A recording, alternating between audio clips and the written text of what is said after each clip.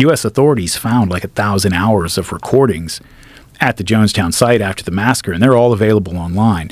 And it's like sermons of his, it's them just having meetings in the middle of the night, it's just all kinds of different things. Well, for like 3 or 4 months, I had that in my head. Because ultimately, that is the right thing to do, because we're witnessing the genocide of a people, and then we're also witnessing a group that will remain in power that has not just committed genocide, but is committed to genocide.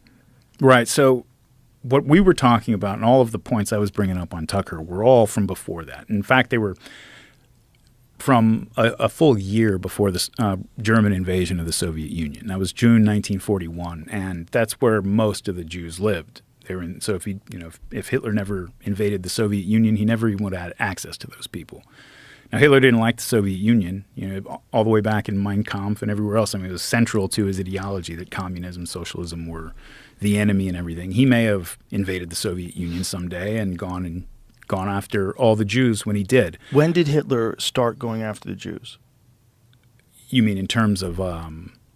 The war? So yeah, like if you take him at his word in Mein Kampf, which is, it's a piece of political propaganda, that he wrote as a sort of a politician in Germany in 1924, and so you have to take it with sort of a grain of salt, but it's also one of the few sources we have. Like, given his audience at the time, he probably didn't have a lot of reason to make this part up. Is that he had been from like small town Germany, right? And he was from a middle class family. His father was a civil servant, respectable people, and nationalism back then was very much like a middle class ideology, and the middle class people, nationalists, would complain about the workers and the proletariat, how they all want to be socialists and none of them have any national feeling and everything. And Hitler really didn't grow up with any really even knowledge of the Jews. He says his father, he never heard him say the word, and if they had any in the small town that he lived in, like they were apparently well assimilated because he didn't know about them. And so then he moves to Vienna when he's a young adult, and there's a lot of Jews in Vienna. And he starts to, he's at the bottom of society now. He's literally living in shelters. He's hungry all the time. He's like down with the underclass after having grown up in the middle class.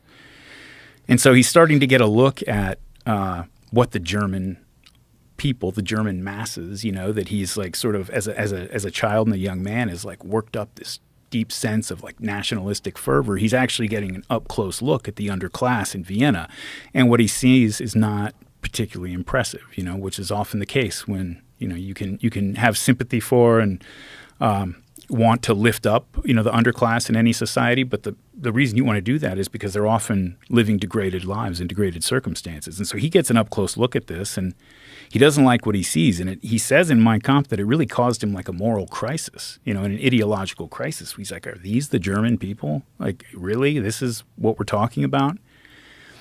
And then he says, and this is the way he relates it. He says it was actually the key that unlocked everything else for him, is that he would say he realized, we could say he came to believe that yes, these German masses, they are in a sorry state right now, but the reason for that is that they're being manipulated by the Jews, by the Jewish press, by the Jews who own the theaters and put out the films and whatever else. All of that, they're being manipulated and corrupted by these people.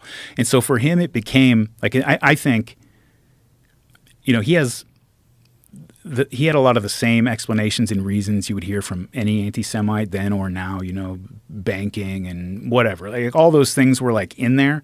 But I think the thing that gave it emotional valence for him is that his anti-Semitism was what allowed him to love the German people. Like it was like the only way for him that he could get around the revulsion he was feeling and actually being up close with the German underclass. Is he excused their faults by blaming Jews, and so his sense of love for his people. And I mean, look, Hitler's one of those guys. I noticed this when I was reading all the Jim Jones books and stuff, which I think I read probably all of. They're not very good.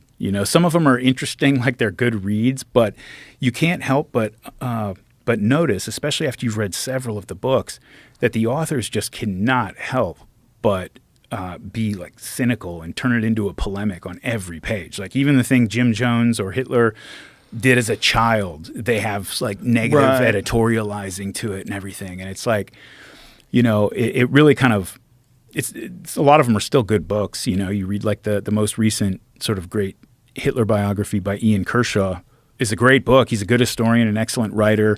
And, you have to learn to kind of see through that polemic a little bit, and then you have a good history on your hands. It's almost like it's an obligation. If you're going to cover a horrific figure, you have to look at things that way. Yeah, exactly. Yeah. And it's a and so I think that like people who knew Hitler before World War I, and we have like memoirs and interviews with people who did know him pretty well, they say pretty much unanimously like we never heard him mention the Jews back then. And this is the period in Vienna when Hitler says his anti-Semitism was developing and he was figuring these things out. And what I think was probably going on, like my read of it, at least up to this point, is that his anti-Semitism, just like a lot of people in Europe at the time, was theoretical and abstract. You know what I mean? Like the Jews had never – you got to remember, like the Russian Revolution, all of the things that people like Hitler would associate with the Jews, like none of that stuff had happened yet. Like he might not like them, he might think that whatever, all the stereotypes that go along with him, but it was just sort of an abstract thing that it wasn't dangerous, right? It's not like Hitler was going and giving big speeches at City Square in Berlin going on and on and on about how we're going to kill the Jews. And the German people said, right on, like, let's go do it. That was like the speeches that are out there where he is talking about the Jewish question, like almost all of those are like internal Nazi party, like rally speeches, they're not him. He had to be careful about that. Like in 1938, which is pretty far down the line when Kristallnacht happened, it was kind of a nationwide pogrom against the Jews in Germany that was launched primarily by Goebbels, the propaganda minister. But there was outrage in the German cities. People in Berlin, a lot of the places were outraged by what was going on. And Hitler had to actually get on the phone with Goebbels and say, cut this out. Like, this is not good. Like, not because he loves the Jews all of a sudden, obviously, but because this is bad propaganda. People are not going for this.